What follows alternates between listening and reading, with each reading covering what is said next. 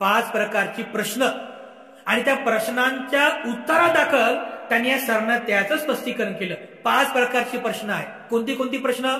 पहिला प्रश्न उपस्थित केला की हे सरनत्य आहे हे कोणी म्हटलं? दुसरं, हे सरनत्य कुठे म्हटलं? तिसरं, हे सरनत्य केव्हा म्हटलं? चौथं, हे सरनत्य का म्हटलं? पाचवं, हे सरनत्य आहे हे खुद्द पाठामध्ये सर्वप्रथम का ठेवलेलं?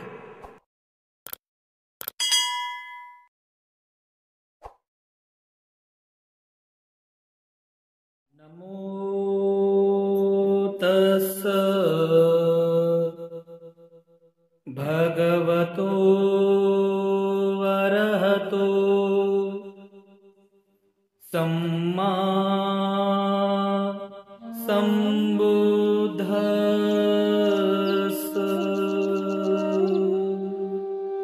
बुद्ध, धम्म आणि संघ या 3 रत्नांना प्रथमतः त्रिवार अभिवादन करतो। बोधिसत्व डॉक्टर बाबासाहेब आंबेडकर यांच्या समग्र धम्म क्रांतीमध्ये जीवनाच्या शेवटच्या श्वासापर्यंत समर्पित राहून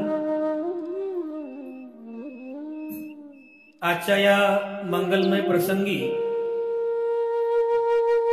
संघरत्न बुद्ध विहार मयूर पार्क औरंगाबाद या ठिकाणी उपस्थित आपण सर्व धम्म उपासक उपासिका आपल्या सर्वांप्रती मंगल कामना व्यक्त करतो, आशीर्वाद वचन व्यक्त करतो आणि आजच्या वर्षावासकालीन धम्मदेसनेला सुरुवात करतो। उपस्थितांनो, कालच्या धम्मदेसनेमध्ये आपण सर्वांनी आपल्या धम्म संस्कारातील अतिशय महत्त्वपूर्ण अशा एका तत्वज्ञानावर आपण सर्वांनी ऐकलेलं आहे। नमो तस्स भगवतो अरहतो सम्मा संबुद्धस्स हे जे वचन आपण म्हणतो, ज्याला आपण बुद्ध नमन गाथा म्हणतो, या बुद्ध नमन गाथेचा अर्थ काय आहे, त्याचा संदर्भ त्रिपिटकामध्ये कुठे आहे, ती गाथा सर्वप्रथम कोणी म्हटली आणि त्याचं महत्व काय, हे आपण कालच्या धम्मदेसनेमध्ये आपण सर्वांनी ऐकलेलं आहे। आजच्या धम्मदेसनेमध्ये सुद्धा असाच एक महत्वाचा मुद्दा, महत्वाचं तत्वज्ञान आपण ऐकणार आहात, जे आपल्या दैनंदिन जीवनातील अत्यंत महत्वाचा भाग आहे, आपल्या दैनंदिन धम्म संस्कारातील अतिशय महत्वाचा भाग आहे, ज्याला शरणागमनशील असं म्हणतात। शरणागमनशील, तुम्ही शिलाचे अनेक प्रकार ऐकले असेल, त्या शिलाच्या अनेक प्रकारांपैकी हे सुद्धा एक महत्वाचं शील आहे, शरणागमनशील। कधी तुम्ही हे शब्द ऐकला का? शरणागमन कधी जर ऐकला असेल ना, शरणागमन नाही ऐकला? बरं, त्रिशरणागमन हा शब्द कधी ऐकला का? ठीक आहे, ऐकला नसेल किंवा ऐकला आहे तुम्ही, पण तुम्हाला आता नेमकं आठवत नाही की कुठं ऐकला, तर मी तुम्हाला आठवण करून देतो। म्हणजे एक वाक्य जर म्हटलं मी, तुम्हाला लगेच लक्षात येईल।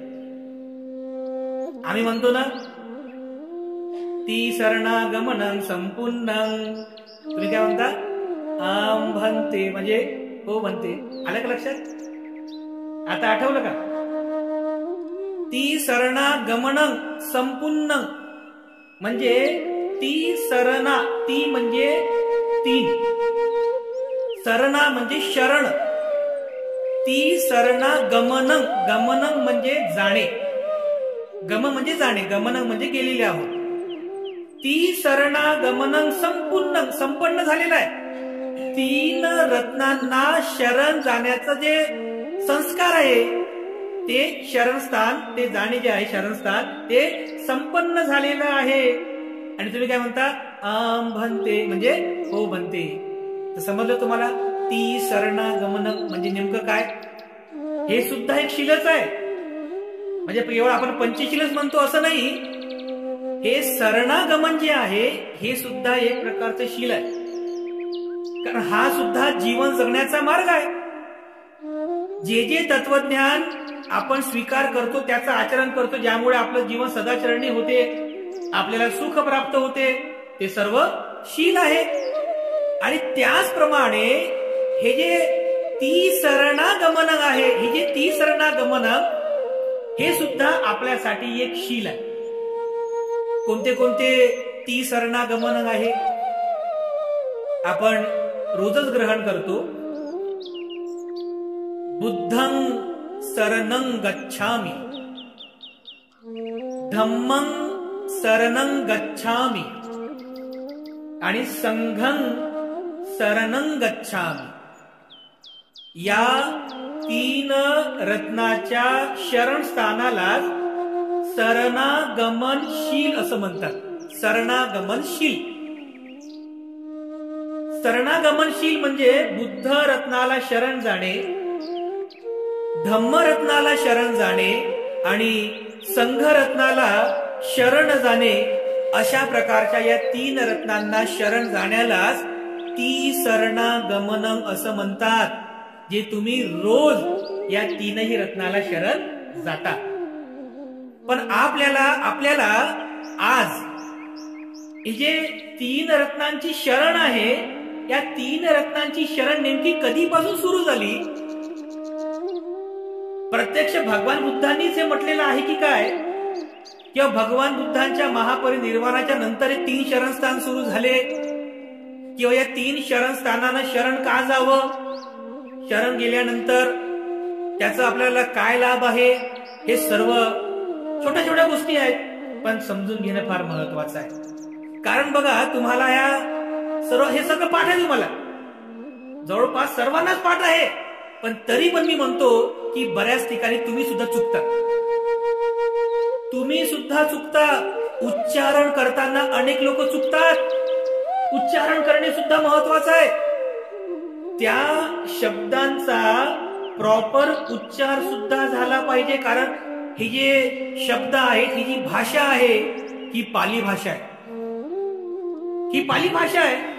त्यामुळे पाली भाषेमध्ये असणारे जे काही उच्चारण आहेत, त्या पद्धतीनेच तुम्ही सुद्धा या ती शरणांचा उच्चार करायला पाहिजे. जसं आम्ही पाहतो, म्हणजे चुकतं कुठं बघा, म्हणजे हे सांगायचं म्हणजे तुम्ही चुकीचं म्हणताय असं म्हणून मला कमी करायचं नाही.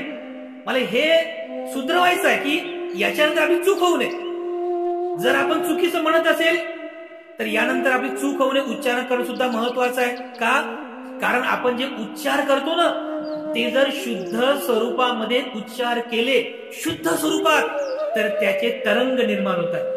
तरंग, त्याचे जे तरंग निर्माण होतात आणि त्या शुद्ध तरंगामध्ये जो जो कोणी अनुयायी येतो त्याला त्या तरंगाचा अनुभव होतो. आणि म्हणून आपल्याला हे ती शरणांचा उच्चार करताना सुद्धा योग्य प्रकारे आणि शुद्ध पद्धतीनेच याचा उच्चार झाला पाहिजे. आम्ही बऱ्याचशा बुद्ध विहारांमध्ये जातो, धम्मसंस्कार पण आम्ही संपन्न करतो. तर त्यावेळेस हे जे लोक याचं जे उच्चारण करतात ना, बुद्धं शरणं गच्छामि, धम्मं शरणं गच्छामि, संघं शरणं गच्छामि, याचा उच्चार चुकीचा करतात. कसा उच्चार करतात ते? बुद्धं शरणं गच्छामि, मकारात उच्चार करतात. धम्मं शरणं गच्छामि म्हणतात, संघं शरणं गच्छामि असं काय काय उच्चार करतात. हे चुकीचा उच्चार आहे. जर आपण चुकीचा उच्चार केला तर ते तरंग सुद्धा जे निघतील ते चुकीचे निघतील ना. शुद्ध सर्व उच्चार झाला पाहिजे. पाली भाषेमध्ये मकारात उच्चार नाहीये. काही लोक म्हणतात मकारात उच्चार करतात, जसं बुद्धम मचा उच्चार करतात, बुद्धम. हे चुकीचं आहे. कारण बुद्धम मकारात उच्चार हा संस्कृत मधला. ज्या लोकांना संस्कृत भाषेचा अभ्यास आहे त्यांना समजेल, हा मकारात उच्चार जो आहे, हा मकारात उच्चार संस्कृत भाषेमधला आहे. आपण जी भाषा वापरतो ती भाषा पाली भाषा आहे. आणि या पाली भाषेमध्ये जो उच्चार आहे तो गकारात्मक आहे. ग, जसं बुद्धम हा संस्कृत उच्चार झाला आणि पाली भाषेमध्ये कसा उच्चार आहे? बुद्धं. ग ग म्हणजे तुमच्या नाकातून तो स्वर आला पाहिजे. बुद्धं. तर बरोबर आहे, बुद्धं असा उच्चार आला पाहिजे. धम्मं असा उच्चार नाही, धम्मं असा उच्चार आला पाहिजे, गकारात्मक. संघम असा उच्चार आला नाही पाहिजे, संघं असा उच्चार. म्हणजे जे आपल्या नासिका आहेत या नाकातून तो स्वर बघा, गकारात्मक. बुद्धं, धम्मं, संघं असा तो उच्चार आला पाहिजे. असा जर आपण शुद्ध स्वरूपामध्ये उच्चार केला तर त्याचे तरंग सुद्धा शुद्ध स्वरूपामध्ये आपल्याला अनुभवास मिळतात. कारण उच्चारण शुद्ध असं फार महत्वाचं आहे. आपले जे शब्द उच्चारतो ना आपण त्याच्यामध्ये तरंग असतात. तुम्हाला वाटतं तरंग खरोखर तरंग असतात का?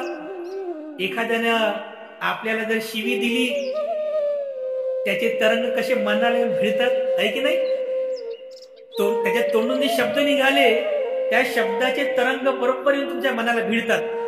आणि ते तरंग भिडले की लगेच काय होतात, मनामध्ये मन दुखतं आणि मग अश्रू येतात. कधी कधी काही भावनिक शब्द असतात आहे ना, इमोशनल करणारे. माणूस इमोशनल होतो. इमोशनल म्हणजे काय, ते तरंग निर्माण मनामध्ये त्या शब्दांमुळे. काही काही लोक रडतात. एखादं स्टोरी ऐकता ऐकता, एखादा मूवीज मधले डायलॉग ऐकता ऐकता, कथा ऐकता ऐकता ते शब्द कानावर पडले तर त्या शब्दाची तरंग मनात उत्पन्न होतात. कधी कधी इमोशनल स्टोरी असेल, ड्रॅमॅटिक असेल, आहे की नाही, किंवा कॅज्युअलिटी मध्ये असेल, काही दुःखद असेल, समजा रडतो की नाही आपण, रडायला येते ना, का बरं? कारण ते शब्द तुमच्या मनावर आघात करतात. त्या शब्दांमुळे तुमच्या मनात तरंग निर्माण होतात. म्हणून योग्य असा उच्चार आपण केला पाहिजे. म्हणून आजपासून जर कोणी मकारात्मक उच्चार करत असेल, बुद्धम, धम्मम, संघम, तर यानंतर असा उच्चार होतो. कारण मला तर किमान वाटते की या वर्षावासामध्ये मी म्हणतो ना, छोट्या छोट्या गोष्टी आहेत पण महत्वाच्या आहेत. कारण काय झालंय की आपल्या मागच्या पिढीने जसं शिकवलं तेच आपण रेटत आलेले आहोत, तेच रेटत आलेले आहोत. आपण त्याचं अंधानुकरण केलं. याला अंधानुकरण म्हणतात. जसं मागच्याने शिकवलं तसंच आपण बोलत आलो, रेटत आलो. परंतु त्यामधला योग्य उच्चार कसा आहे, त्याचं पाली व्याकरण काय आहे, याकडे मात्र आपण अक्षम्य असं दुर्लक्ष केलेलं आहे पाली व्याकरणामध्ये. म्हणून पाली व्याकरणासह याचा अभ्यास करून योग्य तो उच्चार आपण करणं शिकलं. किमान या वर्षावासात हे जरी आपण शिकलं तरी खूप मोठी गोष्ट होईल आपल्यासाठी. बुद्धं, धम्मं आणि संघं असा तो प्रॉपर योग्य उच्चार आहे. त्या पद्धतीने आपण उच्चार करायला पाहिजे. काही काही वेळेस उच्चार तर बरोबर करतात पण सरणं असं न म्हणता शरणं असं म्हणतात. म्हणजे शाळेचा श आहे ना, त्या शाळेचा श चा उच्चार करतात पण त्या ठिकाणी शाळेचा श नाही. कारण पाली भाषेमध्ये शाळेचा श, षटकोनाचा श हे दोन्हीही अक्षर नाहीये. मी हे सर्व यासाठी सांगतो की छोट्या छोट्या गोष्टी आहेत, चुकतात, त्या चुका सुद्धा होईल कारण त्या महत्वाच्या आहेत. ते सुद्धा त्याची सुधारणा झाली पाहिजे. पाली भाषेमध्ये शाळेचा श, षटकोनाचा श याचा उच्चार नाहीये. या दोन्हीही शब्दांकरिता स म्हणजे सशाचा स या स अक्षराचा प्रयोग केला जातो. म्हणून जेव्हा जेव्हा कोणी शरणं असं म्हणत असतील ना, ते सुद्धा चुकतं. तिथे शरणं नाही आहे, तो प्रॉपर उच्चार आहे सरणं असा आपण उच्चार करायला पाहिजे. शेवटी नवर जो टिंबा आहे तो सुद्धा गकारात्मक आला पाहिजे. सरणं, बुद्धं सरणं, धम्मं सरणं, संघं सरणं असा प्रॉपर उच्चार आपण केला पाहिजे. त्यानंतर गच्छामी. आता तुम्हाला वाटतं गच्छामी शब्द तर एकच शब्द आहे, काय त्याच्यामध्ये अजून शिकण्यासारखं आहे? याच्यामध्ये पण शिकण्यासारखं आहे. याच्यात सुद्धा शिकण्यासारखे काही काही लोक याचाही चुकीचा उच्चार करतात. आता तुम्ही म्हणाल गच्छामी शब्द तर कसा काय चुकीचा उच्चार आहे? हा, गच्छामी यामध्ये सुद्धा जो मी आहे, मी शेवटचा जो मी आहे ना, हा मी रस्व आहे. तुम्ही शिकले असाल ना रस्व दीर्घ, मराठीत शिकले असाल ना रस्व दीर्घ. रस्व म्हणजे काय? रस्व म्हणजे त्याचा उच्चार शॉर्ट मध्ये आहे, लगेच थांबतो त्याचा उच्चार. आणि दीर्घ म्हणजे त्याचा उच्चार असा लांब आहे, जसं समाधियामी, हा दीर्घ उच्चार झाला. पण इथे जे आहे गच्छामी मध्ये दीर्घ उच्चार नाहीये, त्याच्यामध्ये आस नाहीये, म्हणजे गच्छामी हा दीर्घ उच्चार नाहीये. इथे रस्व आहे. रस्व म्हणजे गच्छामीच्या नंतर थांबलं पाहिजे आपण, गच्छामी असं थांबलं पाहिजे आपण, गच्छामी असं थांबलं पाहिजे. त्याला असं लांब असं म्हणजे तो जो दीर्घ जो आहे असं दीर्घ स्वरूप उच्चार घेतला नाही पाहिजे. काही लोक म्हणते म्हणजे गाण्यामध्ये वगैरे म्हणतात ना, ते गाण्यामध्ये वगैरे अलंकार म्हणून म्हणतात, पण प्रॉपर त्याचा जो उच्चार आहे गच्छामी एकदम थांबलं पाहिजे आपण, गच्छामी असं केलं तर चुकतं. म्हणजे प्रॉपर उच्चारण करणं सुद्धा किती महत्वाचं आहे हे आपल्या सर्वांच्या लक्षात येईल. कारण योग्य जर आपण उच्चारण केलं तर त्या योग्य उच्चारण्याचा सुद्धा एक चांगला भाव आपल्या मनामध्ये उत्पन्न होतो, चांगला भाव. आणि म्हणून आपण त्या तीनही रत्नांचं आपण योग्य उच्चारण करूनच आपण ते शरणस्थान ग्रहण करायला. बुद्धं शरणं गच्छामि, धम्मं शरणं गच्छामि, संघं शरणं गच्छामि, असा योग्य प्रॉपर प्रोनाउन्सिएशन उच्चारण आपण यानंतर करायला पाहिजे. आता हे झालं उच्चारण, योग्य उच्चार करणे.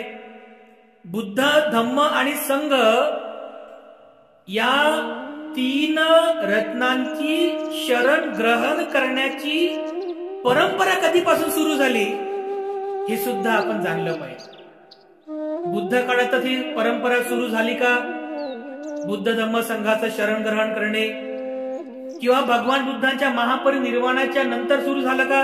अरे बुद्धांच्या महापरिनिर्वाणानंतर पण अनेक गाथा तयार झालेल्या आहेत. जसं आपण ती जयमंगल अट्टगाथा म्हणतो ना, लग्नामध्ये ऐकतं ना आपण, जयमंगल अट्ट गाथा, ती गाथा आहे, सुत्त नाहीये. म्हणजे बुद्धांच्या महापरिनिर्वाणानंतर भगवान बुद्धांच्या गुणांची प्रशंसा करण्यासाठी भिक्खूंनी ही गाथा तयार केलेली आहे. ते प्रॉपर त्रिपिटकामध्ये त्याचा उल्लेख कुठे नाहीये. जे त्रिपिटक आहे ना, त्या त्रिपिटकामध्ये या जयमंगल अट्टगाथेचा उल्लेख नाही, कारण ती गाथा आहे, सुत्त नाहीये, ती गाथा आहे. जसं आणखी आपण ते सुत्त पठणात म्हणतो महामंगल गाथा, महाकारुणिको नातो हिताय सब्ब पाणिनम, है ना, पुरेत्वा पारमी सब्बा पत्तो संबोधिमुत्तमं एतेन सच्चवज्जेन होतो ते जय, है ना.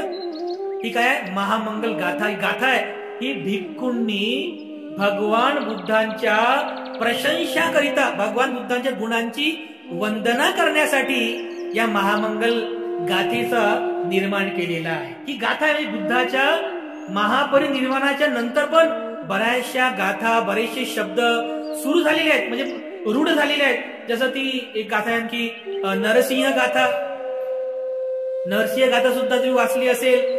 यशोधरा आपल्या पुत्र राहुलाला आपल्या म्हणजे त्याच्या पिता आहेत, म्हणजे बुद्ध म्हणजे सिद्धार्थ गौतम बुद्ध यांचं वर्णन करून सांगत आहे. ती गाथा तुम्ही चक्क वरंकित रक्त सुपादो ऐक ना, ती गाथा आहे. तर ती गाथा सुद्धा बुद्धांच्या नंतर भिक्खूंनी तयार केलेली आहे. म्हणजे मला हे सांगायचं आहे की भगवान बुद्धांच्या महापरिनिर्वाणानंतर सुद्धा अनेक गाथा तयार झालेल्या आहेत की ज्या गाथा त्रिपिटकाचा मूळ भाग नाहीये, इतर कोणत्या पुस्तकांमध्ये आहे, त्रिपिटकात नाहीये. अगदी त्याचप्रमाणे हे जे बुद्धं शरणं गच्छामी, धम्मं शरणं गच्छामी, संघं शरणं गच्छामी, या ज्या तीन रत्नांचं शरण स्थान घेणे सुरुवात जी झालेली आहे ती बुद्ध काळातच झाली का, किंवा भगवान बुद्धांच्या महापरिनिर्वाणाच्या नंतर सुरुवात झालं का, हे सुद्धा आपण जाणून घेणं अतिशय महत्वाचं आहे.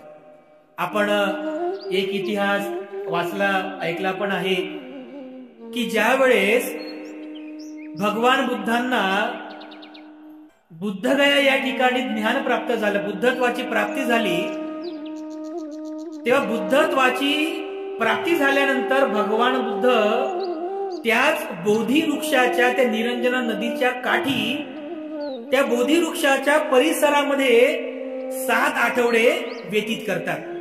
हे काल पण मी तुम्हाला कालच्या धम्मदेशनीमध्ये सांगितलं, ती गाथा सुद्धा तुम्हाला माहिती आहे. पठमं बोधी पल्लकं, पहिला आठवडा कुठे घालवला? बोधी वृक्षाखाली, बोधी पल्लकं.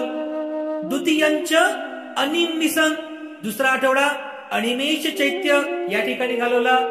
तृतीयं चक्कमनं सेठ्ठं, तिसरा आठवडा शंकरमन स्थळी घालवला. चतुर्थ रत्नाघरं, चौथा आठवडा रत्नाघर या ठिकाणी व्यतीत केला. पंचमं अजपालंच, 5वा आठवडा अजपाल या ठिकाणी व्यतीत केला. मुचिलंदेन छट्टमं, मुचलिंद या ठिकाणी 6वा आठवडा व्यतीत केला. आणि सप्तमं राजायतनं वंदेतं मुनिसेवितं, वंदेतं मुनिसेवितं. सप्तमं राजायतनं म्हणजे 7वा आठवडा राजायतनं या वृक्षाखाली व्यतीत केला, 7वा आठवडा. आणि जेव्हा भगवान बुद्ध आपला 7वा आठवडा बुद्धत्वाच्या त्या आस्वादामध्ये, त्या चिंतनामध्ये, त्या पवित्र राजायतनं ठिकाणी व्यतीत करत असताना त्यावेळेस उत्कल देशाचे 2 व्यापारी त्या ठिकाणी आले होते, जे मुंबईला व्यापारासाठी गेले होते. आणि मुंबईवरून ते त्यांच्या मूळ देशी, म्हणजे आजचं जे म्यानमार आहे ना, ज्याला पूर्वीला ब्रह्मदेश म्हणायचे, म्यानमार, तर ते म्यानमारचे जे मूळचे, तर ते व्यापारी होते, फिरणारे, म्हणजे बंजारा. आजचा जो समाज आहे बंजारा समाज, पूर्वीचा बंजारा समाज म्हणजे व्यापारी समाज होता. या गावात व्यापार करायचा, त्या गावातून त्या गावी, तिथे व्यापार करायचा, त्या गावातून त्या गावी, तिथे व्यापार करायचा, त्या गावातून, सतत फिरत राहणे, सतत फिरत राहणे, सतत फिरत राहणे, हा त्यांचा व्यापार होता. पण बघा आज 2500 वर्षानंतर काय झालं? हा व्यापार करता करता करता करता त्या जुन्या चाली, रीती, रूढी, परंपरेमध्ये बंजारा समाज एवढा फसून गेला, मागासवर्गीय झाला. बिचारा व्यापार तर सुटला, पण आणखीन जुन्या चाली रीतीला ते चिपकलेले लोक आहेत. अजून आपण ते लोक इथं पाळ ठोकली, मग तिथं पाळ ठोकतात, तिथे फिरत राहतात आणि त्यांना विजयंती म्हणजे विमुक्त भटक्या जमाती आहे ना, त्यांना दर्जा दिलेला आहे. भगवान बुद्धांचे पहिले जे 2 उपासक झाले, जे बंजारा समाजाचे होते, तपस्सू आणि भल्लिक. बंजारा समाजाचे हे 2 जण होते, जे बुद्धांचे पहिले उपासक झाले. भगवान बुद्ध जेव्हा राजा यतनेन या ठिकाणी आपला 7वा आठवडा व्यतीत करत होते, त्यावेळेला हे दोघे व्यापाराच्या निमित्ताने आपल्या मायदेशी परत जात असताना तर त्यांना समजलं की अरे, बुद्धांचा जन्म झालेला आहे, बुद्ध उत्पन्न झालेले आहेत, तर निरंजना नदीच्या काठी जाऊन आपण हे बुद्धांचं दर्शन करावं, बुद्धांचं आपण हे दर्शन करावं. म्हणून ते दोघेही निरंजना नदीचा काठ पार करून ज्या ठिकाणी भगवान बुद्ध होते त्या ठिकाणी जातात आणि तिथे जाऊन भगवान बुद्धांचं दर्शन घेतात. आणि त्यांच्या थैलीमध्ये डिंकाचे लाडू असतात, डिंक, मध याचं मिश्रण केलेले लाडू असतात आणि काही खाद्यपदार्थ असतात. तर ते अतिशय श्रद्धापूर्वक ते लाडू आणि काही पदार्थ भगवान बुद्धांना दान करतात आणि भगवान बुद्धांना असं हात जोडून ते भगवान बुद्धांपुढे नतमस्तक होतात. 3 वेळेस नाही बरं, 3 वेळेस नाही, फक्त 2च वेळेस. पहिल्यांदा नतमस्तक होतात आणि म्हणतात बुद्धं शरणं गच्छामि. बुद्ध आहेत ना समोर उभे, समोर प्रत्यक्ष बुद्ध उभे आहेत. बुद्धं शरणं गच्छामि, तर ते मी बुद्धाला शरण जातो. आणि पुन्हा म्हणतात धम्मं शरणं गच्छामि, कारण धम्माचं त्यांनी सुआख्यात केलेलं आहे, त्यांनी धम्म उजागर केलेला आहे, म्हणून ते धम्मालाही शरण जातात. तपस्सू आणि भल्लिक अशा प्रकारे बुद्धं शरणं गच्छामि म्हणून, धम्मं शरणं गच्छामि म्हणून 2 रत्नांची शरण ग्रहण करणारे बुद्धांचे पहिले तपस्सू आणि भल्लिक हे 2 उपासक झाले.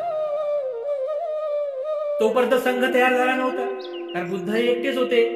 धम्म फक्त हा सुव्याख्यात म्हणजे धम्म उजागर झाला होता, संघ निर्माण झाला नव्हता.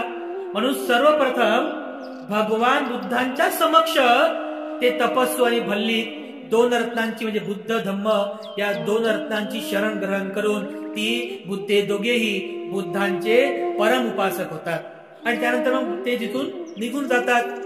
त्यानंतर आपण पाहतो पुढचा इतिहास. भगवान बुद्ध 7 आठवडे व्यतीत केल्यानंतर चिंतन करतात की जे बुद्धत्वाचं ज्ञान मला प्राप्त झालं, या बुद्धत्वाच्या ज्ञानाचा उपदेश मी प्रथम कुणाला करावा. तर त्यांना आलार कालामाचं स्मरण होते. पण आलार काला मृत्यूला प्राप्त झालेले असतात. त्यांना परत त्यांचे दुसरे गुरु उद्धक रामपुत्र यांचं स्मरण होते, पण तेही मृत्यूला प्राप्त झालेले असतात. मग विचार करतात की मी हे जे काही बुद्धत्वाचं ज्ञान प्राप्त केलं याचा उपदेश मी कोणाला करावा. कारण हे जे तत्वज्ञान आहे हे नाविन्य आहे, हे सर्व काही नवीन आहे. सामान्य लोक सहजगत्या हे तत्वज्ञान समजून घेणार नाही.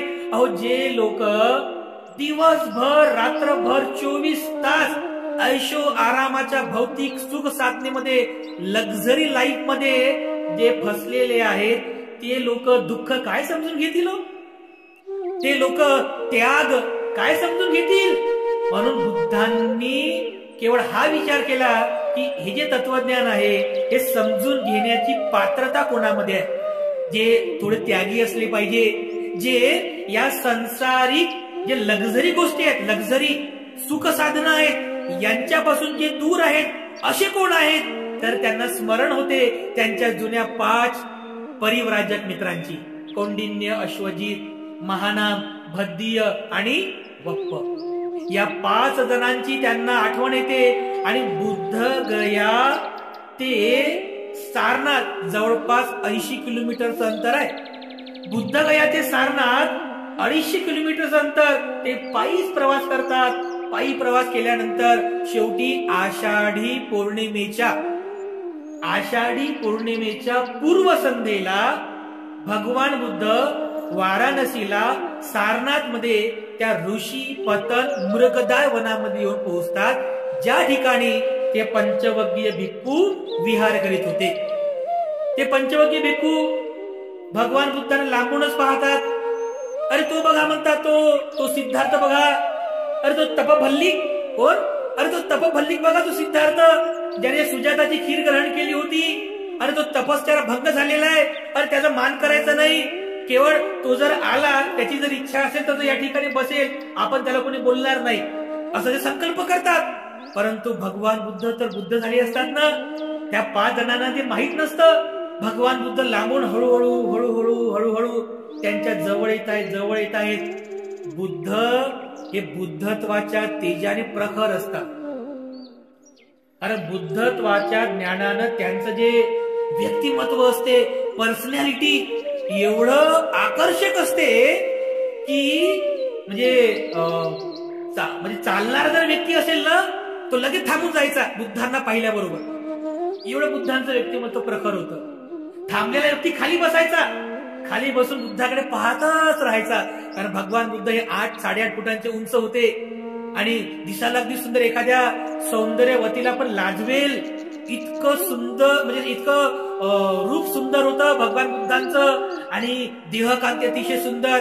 भगवान बुद्ध जसे जसे त्या पंचवग्गीय भिक्खूंच्या जवळ येतात, अगदी सावलीच्या अंतरापर्यंत बुद्ध आले. त्यांच्या त्या प्रखर बुद्धत्वाच्या तेजापुढे ते पंचवग्गीय भिक्खू त्यांचा संकल्पावर ठाम राहू शकले नाही. लगेच एक जण पुढे येतो, त्यांच्या हातातील भिक्षापात्र घेतो. दुसरा पुढे येतो, तो त्यांना पाय धुण्यासाठी पाणी ठेवतो. तिसरा पुढे येतो, त्यांचे पाय धुवून देतो. चौथा पुढे येतो, त्यांना बसण्यासाठी आसन टाकतो. आणि 5वा पुढे येऊन असा हात जोडतो आणि म्हणतो की मित्रा, तुम्ही हे आसन ग्रहण करावं. भगवान बुद्ध त्या आसनावरती स्थानापन्न होतात. तर ते पंचवग्गीय परिव्राजक बुद्धांकडे म्हणजे पाहतात, तर त्यांना काहीतरी वेगळं दिसते बघा, वेगळं. कारण बुद्ध असतात ना ते, तर त्यांना असं वाटते की नक्की सिद्धार्थ गौतमानी काहीतरी प्राप्त केलेलं आहे. तर ते भगवान बुद्धांना विचारतात की मित्रा तुम्ही काहीतरी प्राप्त केलं का? कारण तुमची देह कांती अतिशय प्रभावी तेजस्वी दिसत आहे. तुम्ही काहीतरी प्राप्त केलं का? तर भगवान बुद्ध म्हणतात की मित्रांनो, आयुष्यमानांनो, मी आता पूर्वीचा सिद्धार्थ राहिलेलो नाही. मी आता तथागत आहे. बसा, या बसा. मी तुम्हाला मी प्राप्त केलेल्या बुद्धत्व ज्ञानाचा, दुःखमुक्तीच्या ज्ञानाचा उपदेश करतो. ते पंचयोगी भिक्खू म्हणतात, अरे खरंच आहे का हे? यांना खरं काही प्राप्त झालं का? तर ते विचार करतात की अरे हो, एक गोष्ट तर खरी आहे, सिद्धार्थ गौतम कधी खोटं बोलत नाही. हे त्यांना पक्क माहित होतं, सिद्धार्थ कधीच खोटं बोलत नाही आणि हे सुद्धा नक्कीच खरं आहे, सत्य आहे. म्हणजे पंचयोगी भिक्खू खाली बसतात आणि त्या ठिकाणी भगवान बुद्ध आपल्या बुद्धत्व ज्ञानाचा पहिला उपदेश त्या पंचवर्गीय भिक्खूंना करतात. पंचवर्गीय भिक्खूंना उपदेश केला. उपदेश केल्यानंतर मग पुढचा इतिहास आपण बघितला. ते पंचवर्गीय भिक्खू त्यानंतर वाराणसीमध्ये राहणारा एक कुलपुत्र यश, तो सुद्धा दीक्षित होतो. त्या यशचे 4 मित्र ते सुद्धा दीक्षित होतात. त्यानंतर यशच्या गावचे 50 ग्रामवासी, त्याच्या गावचे 50 लोक ते सुद्धा भिक्षू बनतात. आणि अशा प्रकारे त्या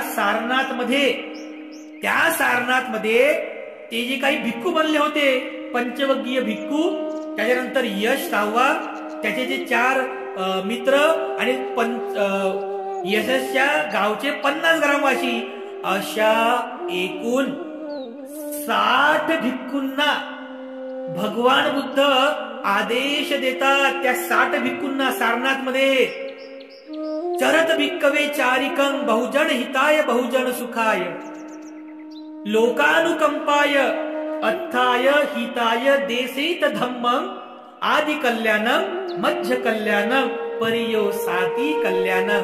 त्या 60 भिक्खूंना बुद्ध आदेश देतात, बहुजनांच्या हितासाठी, बहुजनांच्या सुखासाठी लोकांवर अनुकंपा करा.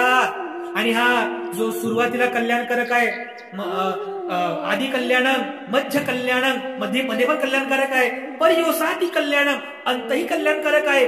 अरे अशा कल्याणकारी धम्माचा उपदेश करा असा आदेश देतात.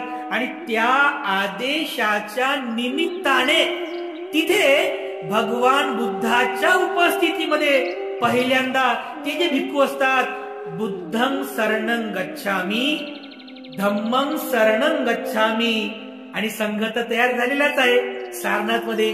तिथे संघं शरणं गच्छामी म्हणून 3 रत्नांची शरण ते सगळेजण ग्रहण करतात.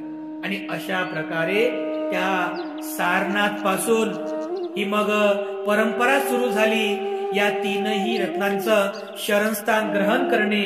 आणि अशा प्रकारे या 3 रत्नांची शरण ग्रहण करण्याची परंपरा, संस्कृती, संस्कार बौद्ध धर्मामध्ये निर्माण झालेला आहे.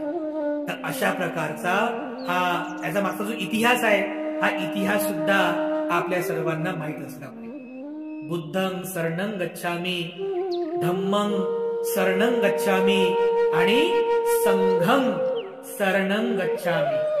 या 3 रत्नांची शरण याला पालीमध्ये शरणत्तय असं म्हणतात किंवा शरणागमन शील, शरण जाण्याचं शील आहे हे, त्याला आपण शरण जात आहोत, हे शरण जाण्याचं शील आहे. पालीमध्ये याला शरणत्तय असं म्हणतात, शरणत्तय. आणि याचा संदर्भ कुठे आहे? याचा मूळ संदर्भ त्रिपिटकामध्ये आहे. जसं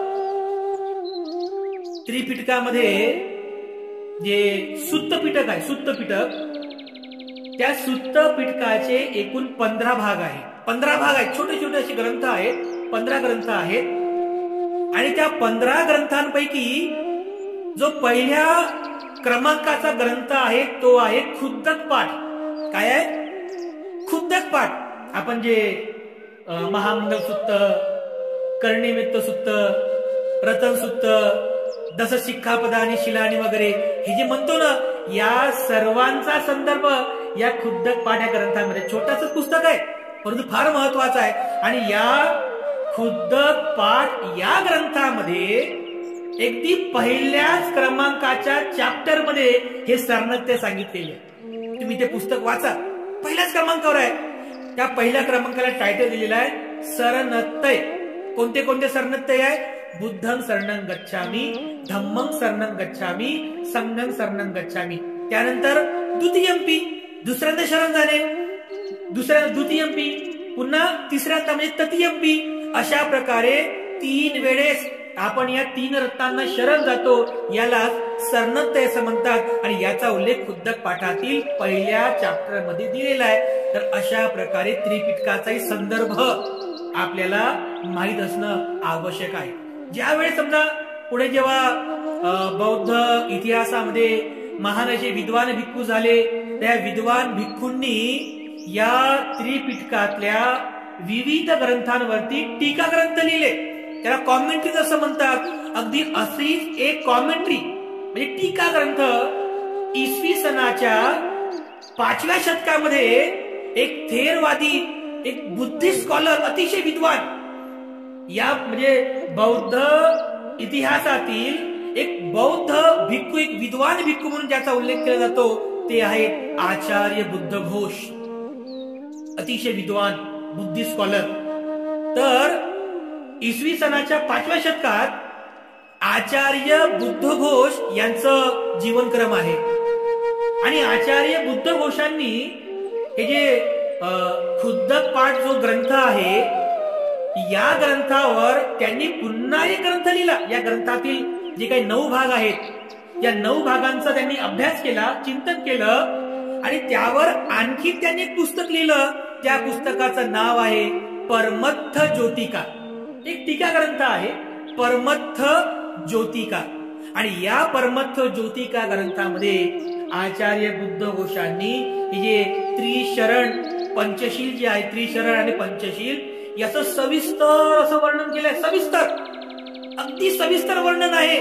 त्यांनी हे जे सरनत्य आहे, ह्या सरनत्याला स्पष्ट करीत असताना 5 प्रश्न विचारलेले आहेत. 5 प्रकारची प्रश्न आणि त्या प्रश्नांच्या उत्तरादाखल त्यांनी या सरनत्याचं स्पष्टीकरण केलं. 5 प्रकारचे प्रश्न आहेत. कोणती कोणती प्रश्न? पहिला प्रश्न उपस्थित केला की हे सरनत्य आहे हे कोणी म्हटलं? दुसरं, हे सरनत्य कुठे म्हटलं? तिसरं, हे सरनत्य केव्हा म्हटलं? चौथं, हे सरनत्य का म्हटलं? आणि 5वं, हे जे सरनत्य आहे हे खुद्द पाठामध्ये सर्वप्रथम का ठेवलेलं आहे? असे 5 प्रश्न आचार्य बुद्धघोष विचारतात आणि त्या प्रश्नांचं उत्तर ते स्पष्टीकरण देतात. कोणता पहिला प्रश्न आहे की हे जे सरनत्य आहे, बुद्ध धम्म संघ शरणं गच्छामी, हे सरनत्य कोणी म्हटलं? तर त्यांनी हे सुस्पष्ट केलेलं आहे की हे सरनत्य स्वतः भगवान बुद्धांनी म्हटलेलं आहे. म्हणून हे बुद्ध वचन आहे. हे स्वतः भगवान बुद्धांनी म्हटलेलं आहे की बुद्ध सुद्धा बुद्धत्वाला शरण जातात, बुद्ध सुद्धा बुद्धत्वाला शरण जातात, बुद्ध सुद्धा धम्माला शरण जातात आणि बुद्ध सुद्धा संघाला शरण जातात. कारण बुद्ध सुद्धा संघाचे एक सदस्य आहेत. बुद्ध वेगळे आणि संघ वेगळे असं होत नाही. बुद्ध सुद्धा संघाचे एक सदस्य आहेत. म्हणून ते स्पष्ट करतात की हे जे सरनत्य आहे हे स्वतः भगवान बुद्धांनी म्हटलेलं आहे. स्वतः भगवान बुद्धांनी. म्हणून ते बुद्ध वचन आहे. हे सरनत्य काय आहे? हे बुद्ध वचन आहे. त्यानंतर ते दुसरा प्रश्न विचारतात की हे जे सरनत्य आहे हे सरनत्य कुठे म्हटलं? तर त्याचं स्पष्टीकरण करतात की जे सरनत्य आहे हे सरनत्य सारनाथच्या मुर्गदाय वनामध्ये भगवान बुद्धांनी म्हटलेला आहे. जसं तो इतिहास मी तुम्हाला आता सांगितला. कुठे म्हटलं?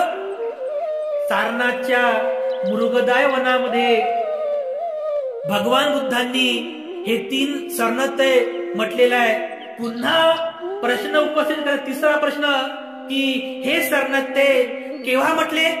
तर मग त्याचं स्पष्टीकरण करतात की ज्या वेळेस भगवान बुद्धांनी ते पंचवग्गीय भिक्खू यश 6व्या क्रमांकाचा यश त्याचे 4 मित्र झाले 10 आणि त्याचे 50 ग्रामवासी अशा 60 भिक्खूंना जेव्हा धम्म प्रचाराचा आदेश दिला, त्या आदेशाच्या निमित्ताने भगवान बुद्धांनी हे सरनत्ते त्या ठिकाणी म्हटलेलं आहे.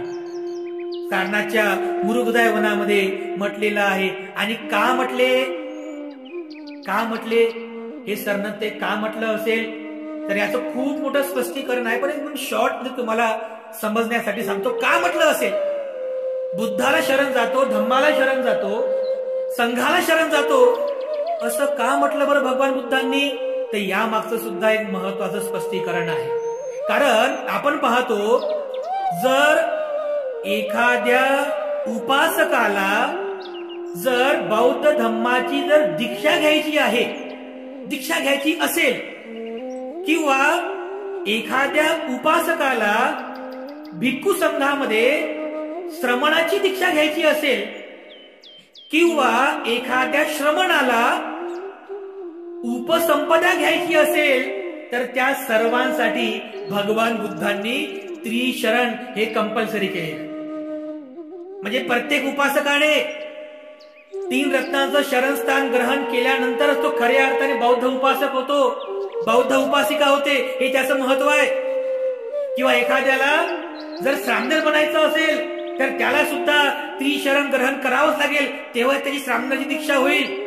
किंवा एखाद्या श्रामणेराला जर उपसंपदा घ्यायची असेल तर त्याला सुद्धा त्रिशरण ग्रहण केल्यानंतरच त्याची उपसंपदा होते. हे आचार्य बुद्धघोष या पुस्तकामध्ये स्पष्ट करतात. जर त्या श्रामणेराला त्या उपासकाला जर दीक्षा घ्यायची असेल तर त्याने काय करायचं? त्याने शिरोमुंडन करायचं, म्हणजे डोक्यावरचे केस काढायची, त्याच्यानंतर हातामध्ये भिक्षापात्र घ्यायचं, अंगावरती काशाय वस्त्र परिधान करायचं आणि पालथी मांडी घालून त्यांनी आपल्या गुरु समोर बसायचं आणि गुरुकडून त्याने ते सरनत्ते ग्रहण करायचं. त्याचं जे काही दशशील आहे ते दशशील ग्रहण करायचं. अशा प्रकारचा दीक्षा विधी सुद्धा विनयपिटकामध्ये बुद्धाच्या निमित्ताने संदर्भित केलेला आहे. हा दीक्षा विधी आहे.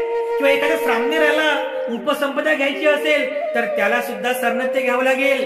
त्यालाही मुंडन करून, पूर्ण एकदम मुंडन करून, अंगावरती काशाय वस्त्र ग्रहण करून, संघाटी घेऊन, हातात भिक्षापत्र घेऊन, त्यालाही मोठ्या थेरो महादेव भिक्खूंच्या मध्ये बसून, त्यालाही पालथी मांडी घालून त्याला बुद्ध धम्म संघ या 3 रत्नांचं शरण ग्रहण करावं लागेल. तेव्हाच त्याची उपसंपदा पूर्ण होते. म्हणजे उपासकांसाठी, एका श्रामणेरासाठी आणि भिक्खूसाठी सुद्धा हे 3 शरणस्थान महत्वाचे आहे.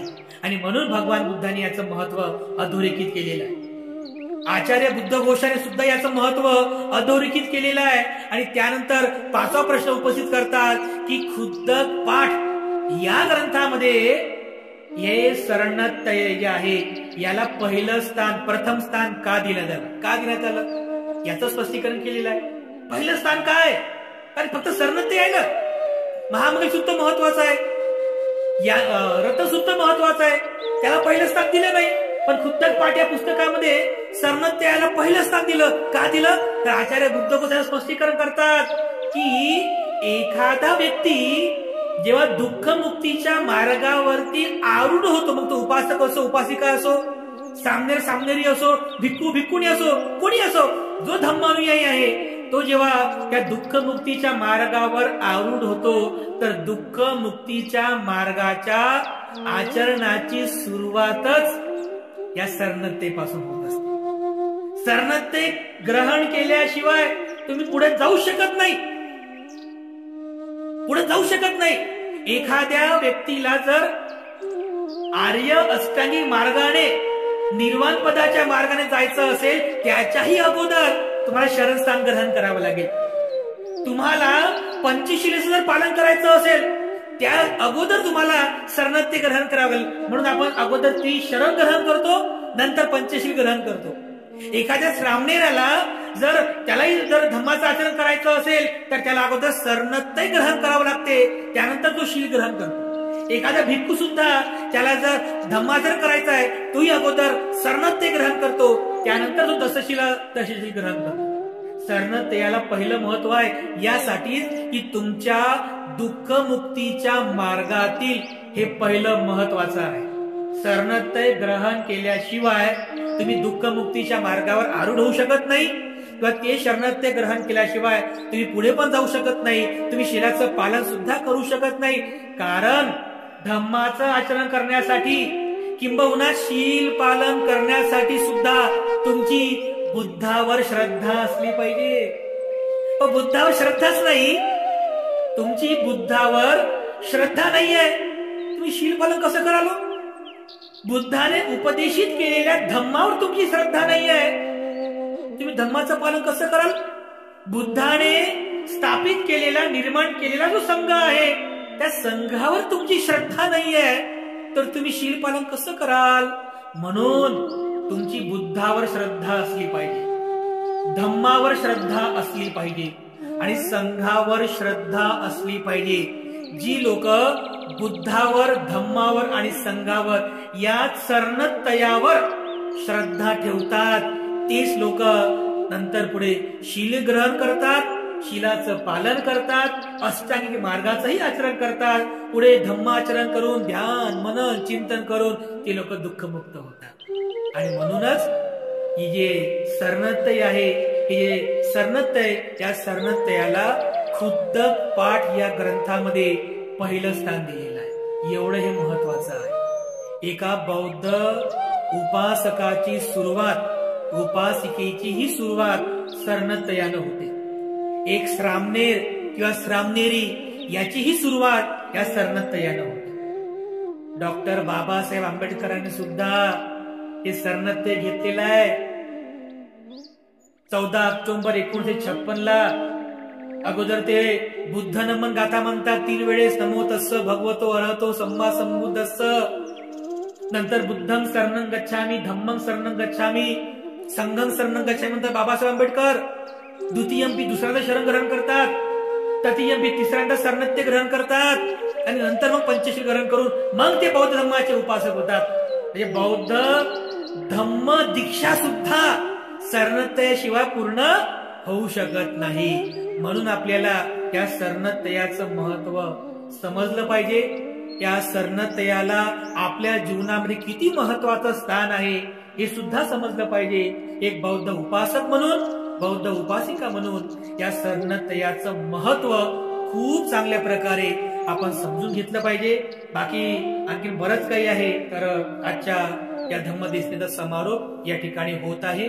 पुनश्च एकदा आपल्या सर्वांप्रती मी अनंत मंगल कामना अर्पण करतो.